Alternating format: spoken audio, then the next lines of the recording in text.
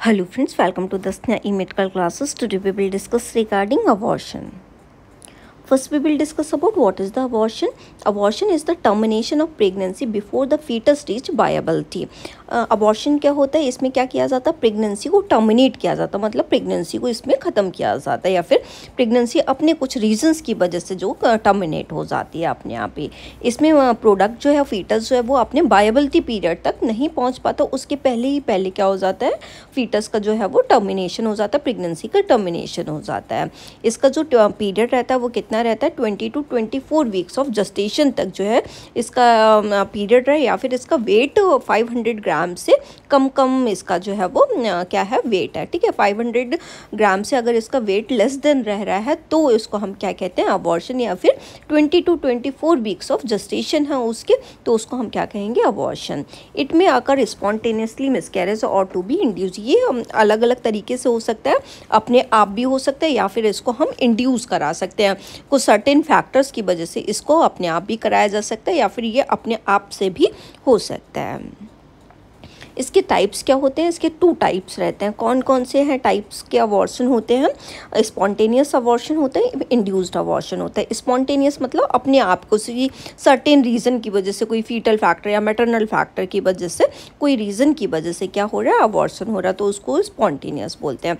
Induce किसी reason की वजह से करवाने की ज़रूरत पड़ रही तो उसको हम क्या कहेंगे, इंड्यूस्ड अबॉर्शन। तो इसमें स्पॉन्टेनियस में क्या क्या टाइप्स आते हैं, थ्रेटन्ड आता है, इनएविटेबल आता है, कंप्लीट आता है, इनकम्प्लीट होता है, मिस्ड अबॉर्शन होता है, रिकरेंट टाइप होता है। इंड्यूस अबॉर्शन में क्या आते हैं, लीगल, इलीगल, सेप्टिक, ये टाइप्स रहते हैं। ठीक, तो इसमें अलग अलग रीजंस की वजह से इसमें अबॉर्शन देखने के लिए मिलता है। तो इसको हम डिटेल में जानते हैं क्या होता है स्पॉन्टेनियस अबॉर्शन। इसके अंदर क्या हो जाता है, स्पॉन्टेनियस अबॉर्शन के अंदर मिसकैरेज जिसको हम बोल सकते हैं। इसमें कोई भी बिना किसी मेडिकल इंटरवेंशन के, कोई भी मेडिकल इंटरवेंशन हम नहीं कर पाते, ठीक है, या फिर उसमें कोई ट्रीटमेंट वगैरह नहीं ऐसा दिया होता है, ठीक, तो वो उसमें बिना किसी ऐसे रीज़न की वजह से, अपने कोई भी फैक्टर की वजह से अपने आप ही अबॉर्शन हो रहा है, तो उसको क्या कहेंगे, स्पॉन्टेनियस अबॉर्शन बोलते हैं। ये फर्स्ट इसका टाइप क्या है, थ्रेटन्ड अबॉर्शन। इसमें क्या देखने के लिए मिलता है, vaginal bleeding in early pregnancy with a closed cervix और वायबल फीटस। इसमें वजाइनल ब्लीडिंग देखने के लिए मिलती है और इसमें क्या देखने के लिए मिलेगा, जो सर्विक्स का पोर्शन होता है, जो ऑस होता है, वो क्या रहता है, क्लोज्ड रहता है, और इसमें फीटस क्या रहेगा, बायेबल फीटस रहता है। ठीक है, इसमें वजाइनल ब्लीडिंग देखने के लिए मिलेगी और ये अबॉर्शन अर्ली प्रेगनेंसी के अंदर देखने के लिए मिलता है। सर्विक्स रीजन का क्लोज रहता है और फीटस कैसा रहेगा, बायेबल प्रोडक्ट उसके अंदर रहता है। नेक्स्ट वन है इनएविटेबल अबॉर्शन। इनएविटेबल अबॉर्शन क्या होता है, vaginal bleeding with cervical dilation. इसमें क्या होता है, वजाइनल ब्लीडिंग तो रहती है, इसमें क्या था, थ्रेटन में क्लोज था सर्विक्स, लेकिन इसमें क्या हो जाता है, सर्विक्स का, सर्वाइकल का डायलेशन हो जाता है, but no expulsion of foetal tissue yet. लेकिन इसमें कोई भी फीटल के टिश्यू अभी तक बाहर नहीं आए हुए होते हैं। ठीक, नेक्स्ट वन है इनकम्प्लीट अबॉर्शन। इनकम्प्लीट अबॉर्शन में क्या हो जाएगा, इनकम्प्लीट मतलब कुछ हो रहा है कुछ नहीं हो रहा है। ठीक है, इसमें partial expulsion of the foetus दिखेगा और प्लेसेंटल टिश्यू आते हुए कुछ जो है वो वजाइना से आ जाएंगे और इसमें जो सर्विक्स होगी वो कैसे हो जाएगी, ओपन हो जाएगी। ठीक है, तो इसमें ओपनिंग ऑफ द सर्विक्स देखने के लिए मिल रही है और पार्शियल एक्सपल्सन देखने के लिए मिल रहा है। इसमें कुछ प्रोडक्ट जो है वो बाहर आ जाता है, कुछ प्रोडक्ट अंदर रहता है। नेक्स्ट वन है कंप्लीट अबॉर्शन। इसमें क्या रहेगा, इंटायरली फीटल और प्लेसेंटल के टिश्यू जो है वो एक्सपेल आउट होके बाहर आ गए, इसमें यूट्रस कॉन्ट्रैक्ट हो जाती है और उसको अबॉर्शन होने के बाद, कंप्लीट अबॉर्शन होने के बाद सर्विक्स कैसी रहती है, क्लोज रहती है। नेक्स्ट वन है मिस्ड अबॉर्शन। मिस्ड अबॉर्शन क्या होता है, retention of a dead foetus for a weeks without symptoms of expulsion. इसके अंदर क्या, मिस्ड मतलब मिस्ड हो गया लेकिन हमें पता नहीं चला। ठीक है, तो इसके अंदर क्या रहेगा, डेड फीटस ये मदर के वूम के अंदर ही रहता है और कोई सिम्टम्स इसमें नहीं दिखाई देते, जो भी एक्सपल्सन होने के कोई भी सिम्टम्स इसके अंदर अबॉर्शन के नहीं प्रेजेंट होते हैं और इसमें एक्सपेल आउट प्रोडक्ट नहीं होता है और वो अंदर ही अंदर को जो है वो अबॉर्शन हो जाता है, उसको हम क्या कहते हैं, missed abortion. Next one septic abortion क्या होता है, सेप्टिक मतलब कोई भी सेप्सिस कॉज कर रहा है, कोई इन्फेक्शन कॉज कर रहा है, इन्फेक्शन एसोसिएटेड विद अबॉर्शन। इसमें क्या होगा, अबॉर्शन के साथ साथ में इन्फेक्शन प्रेजेंट देखने के लिए मिलता है, जो कि फीवर करता है पर्सन, जो भी मदर हो उसको, और उसमें फॉल स्मेलिंग डिस्चार्ज देखने के लिए मिल रहा है क्योंकि सेप्सिस हो रही है, इन्फेक्शन हो रहा है उसके अंदर। नेक्स्ट उसमें और पर्सन को जो भी मदर है उसको इलनेस भी होगी, वो बीमार रहने लगेगी क्योंकि सेप्टिक कॉज वो कर रहा है। नेक्स्ट वन है रिकरेंट अबॉर्शन। ये रिकरेंट अबॉर्शन को हम हैबिचुअल अबॉर्शन भी बोलते हैं। इसमें क्या देखने के लिए मिलता है, मल्टीपल और टाइम ऑफ द अबॉर्शन, जो भी मदर प्रेग्नेंट होती है और उसका प्रोडक्ट 20 to 24 वीक तक के बीच तक आते आते या 500 ग्राम से लेस देन उसमें मल्टीपल टाइम उसमें अबॉर्शन हो जाता है, ठीक है। तो उसमें हैबिचुअल अबॉर्शन भी बोल सकते हैं और इसमें रिकरेंट भी अबॉर्शन इसको बोलते हैं। इसमें 3 या फिर उससे ज़्यादा अबॉर्शन देखने के लिए मिलते हैं। नेक्स्ट वन है हमारा इंड्यूस्ड अबॉर्शन। इंड्यूस्ड अबॉर्शन क्या होता है, termination of pregnancy bye medical और सर्जिकल, ठीक है। इसमें प्रेगनेंसी को टर्मिनेट किया जाता है कोई भी मेडिकली पर्पज से और उसको सर्जिकली हम उसको वो इंड्यूस करवा के सर्जिकली भी अगर पॉसिबल नहीं है उसको, ठीक है, नॉर्मल कराना, तो उसको कैसे कराया जाता है, सर्जरी करके उसको निकाला जाता है। इसमें क्या कॉजेज़ हो सकते हैं, हम मेडिकल अबॉर्शन हो सकते हैं। इसमें क्या करेंगे, हम ड्रग का यूज़ करके, जैसे माइफप्रेस्टोन हो गया, मीजोप्रोस्टोल, दोनों का ये कॉम्बिनेशन को देके इसको हम इंड्यूस उसको अबॉर्शन को कराते हैं। ये मेडिकली तरीके से किया जाता है। नहीं, अगर नहीं हो रहा है तो उसमें सर्जिकली उस पर जाते हैं, ट्रीटमेंट पे उसके जाते हैं। तो इसमें क्या किया जाता है, मैनुअल वैक्यूम एस्पिरेशन किया जाता है। वैक्यूम के द्वारा इसमें क्या किया जाता है, 12 to 14 वीक्स के अंदर उसे वैक्यूम से एस्पिरेट किया जाता है।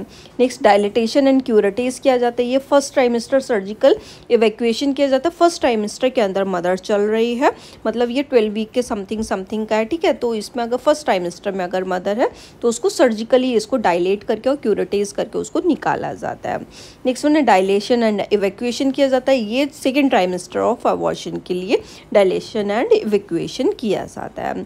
इसमें इवैक्यूएट करके उसको निकाला जाता है, सर्विक्स को डायलेट करके, और जो भी उसको मेडिसिन्स वगैरह दी जाती है जिससे उसकी सर्विक्स डायलेट हो सके और उसको इवैक्यूएट करके निकाल दिया जाता है। Next one induction abortion. Induction abortion क्या है, inducing labour in the second trimester with medication. इसमें सेकेंड ट्राइमेस्टर के अंदर क्या किया जाता है, मेडिकेशंस को दिया जाता है जिससे कि सर्विक्स का डायलेशन हो सके, जैसे कि प्रोस्टाग्लैंडिन्स वगैरह उनको दिया जाता है। इससे सर्विक्स डायलेट हो जाती है और जो अबॉर्शन है वो कर दिया जाता है। इसको हम क्या कहते हैं, इंडक्शन अबॉर्शन बोलते हैं।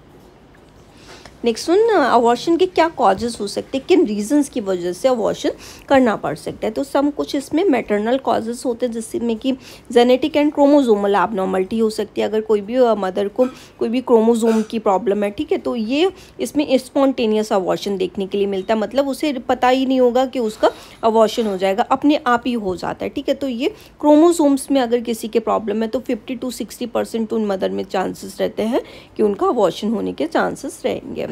यूट्राइन एबनॉर्मलिटी है, जैसे किसी को फिब्रॉइड ऑफ यूट्रस हो रखा है, यूट्रस के अंदर फिब्रॉइड्स प्रेजेंट है, या जो सेप्टेट यूट्रस है, सेप्टा बन गया उसके अंदर, बाई कॉर्नुएटिव यूट्रस है जिसमें जो दो वो कॉर्नुआ जो है वो 2 हो गए, ठीक है। तो उसमें बाई कॉर्नुएट, जैसे कि ये ऐसे करके यूट्रस का ऐसे करके ये बन जाता है, ठीक है। कोई भी अलग वो बन गया, ठीक है, जैसे कि कोई पेल्विस हमारा एडुकेट ऑफ पेल्विस नहीं है, गायनोकॉइड पेल्विस नहीं जिसमें प्रेगनेंसी हो सके, कोई अदर टाइप का पेल्विस हो रहा है जैसे एंड्रॉयड हो रहा है, ठीक है। तो फिर उसमें भी चांसेस रहते हैं कि यूट्राइन एबनॉर्मलिटीज़ की वजह से, या बाई कॉर्नुएट यूट्रस की वजह से, या सेप्टा बन गया यूट्रस के अंदर, या 2 कॉर्नुआ बन गए, ठीक है, तो उसकी वजह से भी चांसेस रहते हैं।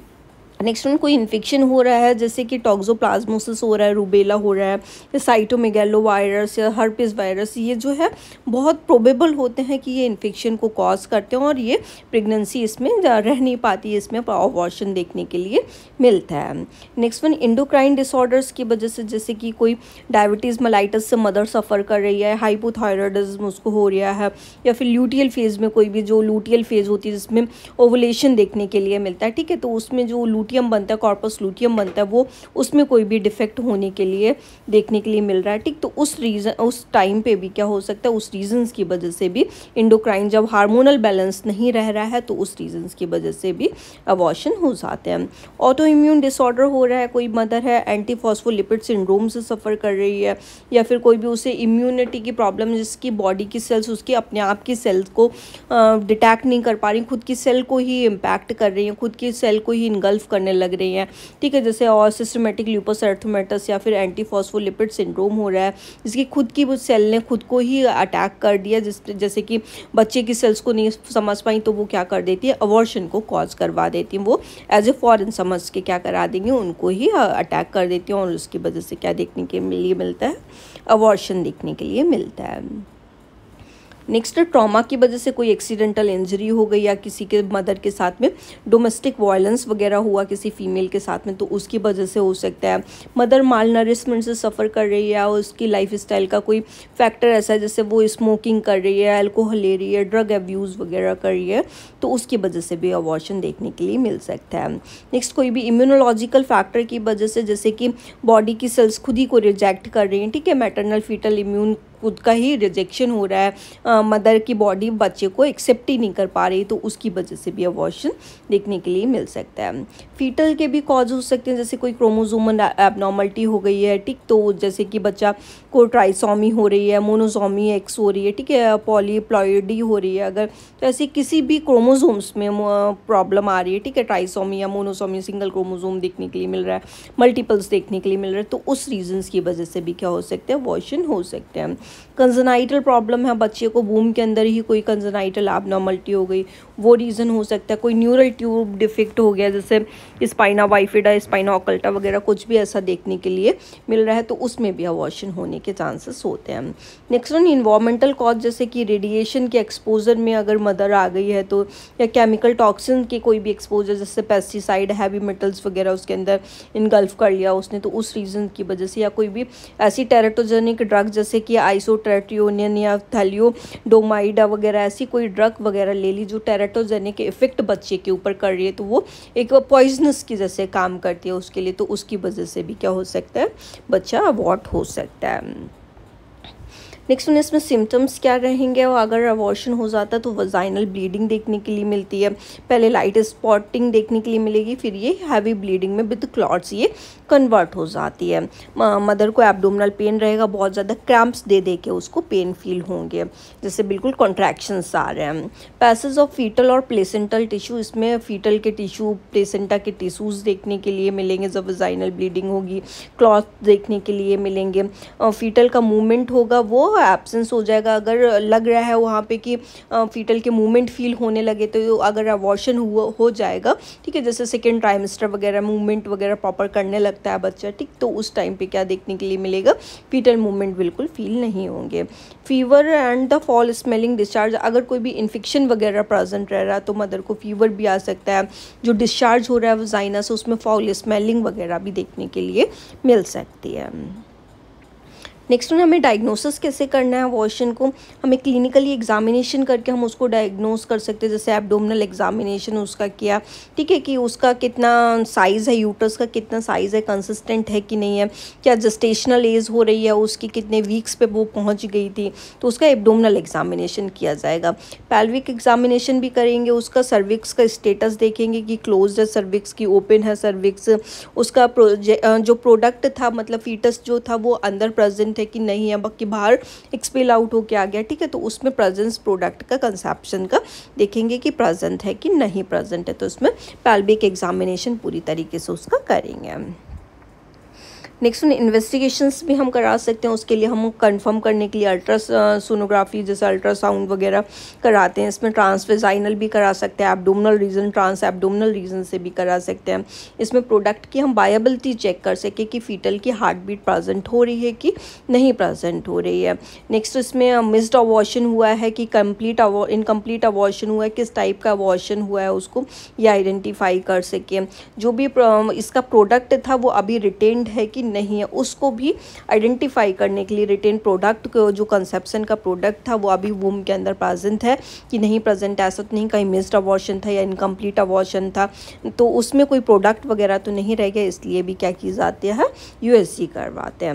नेक्स्ट में ब्लड टेस्ट हम करेंगे, इसमें बीटा एससीजी का लेवल हम पता करेंगे, ठीक है, तो ये क्या करने में हेल्प करती है, एससीजी का लेवल से क्या होती है, हमारी प्रेगनेंसी कंफर्म होती है, तो वो अगर नॉर्मल अमाउंट में प्रेजेंट होगा तो उसको मेज़र किया जाता जाता है। इसमें वायबल देखते हैं प्रोडक्ट का, कहीं वायबिलिटी प्रेगनेंसी की प्रेजेंट है कि नहीं प्रेजेंट है, प्रोडक्ट प्रेजेंट है, कहीं बचाया तो नहीं जा सकता बच्चों को, ठीक है। तो कभी कभी थ्रेटन्ड अबॉर्शन भी होता है तो उसको समहाउ सेव किया जा सकता है, तो ऐसे करके उसको SCG का लेवल देखेंगे। कंप्लीट ब्लड काउंट देखेंगे, कहीं मदर अनीमिक तो नहीं है, कहीं कोई इन्फेक्शन वगैरह तो नहीं है, कहीं WBCs का काउंट तो नहीं बढ़ रहा हुआ है। Blood group RH typing check करेंगे तो कहीं उसका RH इनकॉम्पेटेबिलिटी का तो रिस्क नहीं है, तो उसको एज पर अगर कोई भी ऐसा रिस्क वगैरह देखने के लिए मिलता है, ठीक है, अबॉर्शन हो गया, ठीक है, तो कहीं उसके अंदर कोई भी एंटीबॉडीज़ वगैरह बनी हुई दिखती है तो उसके अकॉर्डिंग डिसीजन लिया जाता है। उसमें एंटी गामा ग्लोबिन उसको ड्रग दी जाती है। नेक्स्ट वन इन्फेक्शन स्क्रीनिंग करेंगे। अगर अबॉर्शन सस्पेक्टेड लगता है तो उसमें कोई भी इन्फेक्शन वगैरह अगर सस्पेक्ट लग रहा है तो उसका ब्लड कल्चर करेंगे, उसमें देखेंगे कि कौन सा माइक्रो ऑर्गेनिज्म वगैरह उसके अंदर प्रेजेंट था। High vaginal swab for bacterial culture, उसका वेजाइनल स्वैब से कलेक्ट करेंगे जो भी उसका प्रोडक्ट आ रहा है उसको बैक्टीरिया के कल्चर के लिए भेजा जाएगा कि किस बैक्टीरिया का सस्पेक्ट उसमें प्रेजेंट है। नेक्स्ट वन मैनेजमेंट कैसे करना है अबॉर्शन का। अगर थ्रेटन्ड अबॉर्शन हुआ है तो उसमें मदर को बेड रेस्ट करने के लिए बोलना और उसको ऑब्जर्व करना है। प्रोजेस्टेरॉन दी जाती है, प्रोजेस्टेरॉन का सपोर्ट दिया जाता है। अगर कोई भी डिफेक्ट देखने के लिए मिलता है जैसे कि ल्यूटियल फेज वगैरह में डिफेक्ट है तो उसमें उसका जो नॉर्मल हार्मोनल बैलेंस है वो हो सके तो उसके लिए प्रोजेस्टेरॉन दी जाती है। Avoidance of intercourse and stress, उसको इंटरकोर्स बार बार करने के लिए ऐसे करके और स्ट्रेस लेने के लिए मदर को बिल्कुल अवॉइड किया जाता है। सीरियल अल्ट्रासाउंड मॉनिटरिंग, अल्ट्रासाउंड से उसकी मॉनिटरिंग की जाती है कि क्या क्या जो उसके सारे अंदर सही तरीके से सब कुछ प्रेजेंट है कि नहीं प्रेजेंट है।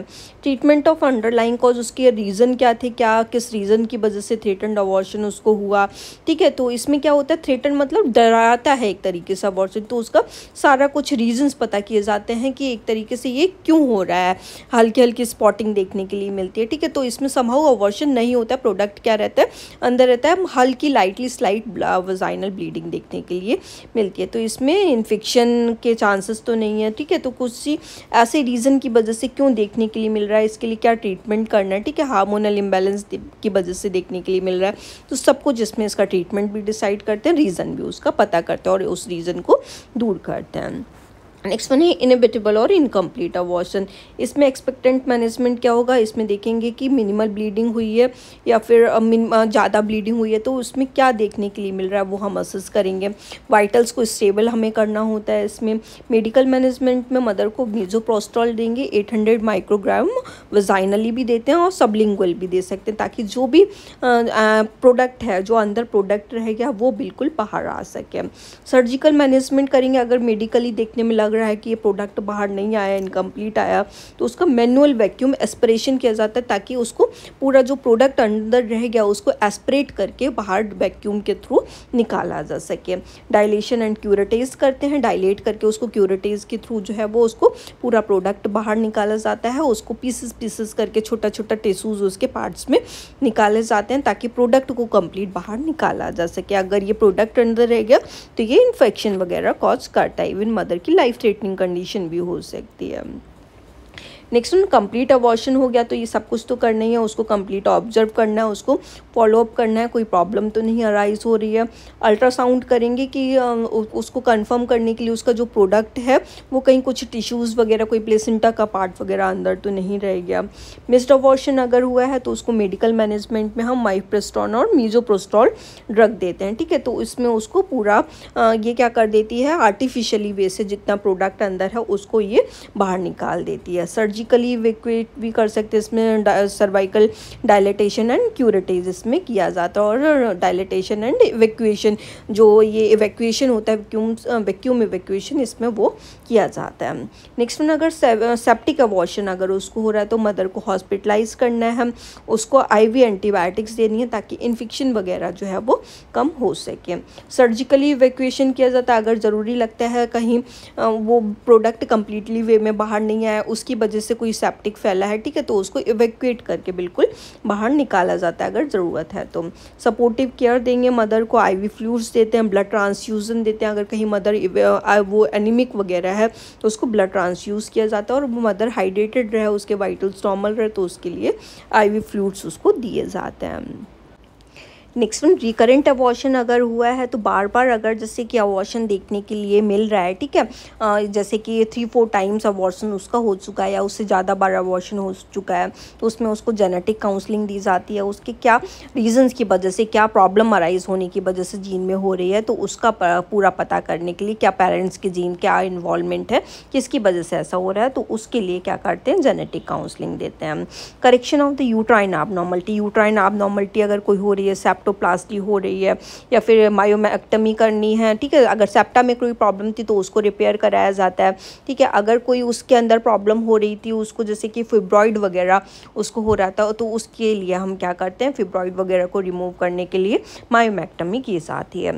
हार्मोनल सपोर्ट देना, उसको प्रोजेस्टेरॉन देना है, ताकि जो भी अर्ली प्रेगनेंसी में जो भी प्रॉब्लम अराइज हो रही है, ठीक है, तो प्रोजेस्टेरॉन क्या करता है, उसकी प्रेगनेंसी को थ्रू आउट द मेंटेन करने का काम कर रहा है। अगर कोई भी हार्मोनल इम्बैलेंस वगैरह प्रोजेस्टेरॉन वगैरह से हो रहा है तो उसको ये मेंटेन बनी रहे प्रेगनेंसी, के लिए प्रोजेस्टेरॉन दिया जाता है। नेक्स्ट वन, एंटीकोगुलेंट थेरेपी देनी है अगर उसका कोई भी एंटी फॉस्फोलिपिड सिंड्रोम वगैरह देखने के लिए मिल रहा है, ठीक है, तो उसका क्या कराया जाएगा, उसको एंटीकोगुलेंट थेरेपी स्टार्ट की जाएगी ताकि उसको करेक्ट किया जा सके अगर इसमें ये फॉस्फोलिपिड सिंड्रोम वगैरह अगर ऐसा कुछ भी प्रेजेंट रहता है। तो पोस्ट अबॉर्शन केयर मदर को देनी है, उसे इमोशनली ब्रेकडाउन उसका हुआ होगा, साइकोलॉजिकली ब्रेकडाउन हुआ होता है क्योंकि उसका बेबी उसका हो गया है, ठीक है, फीट जो बच्चे को उसने अपने लॉस किया, तो उसको इमोशनली वो हिम्मत देनी है और उसको साइकोलॉजिकल सपोर्ट उसको प्रोवाइड करना है।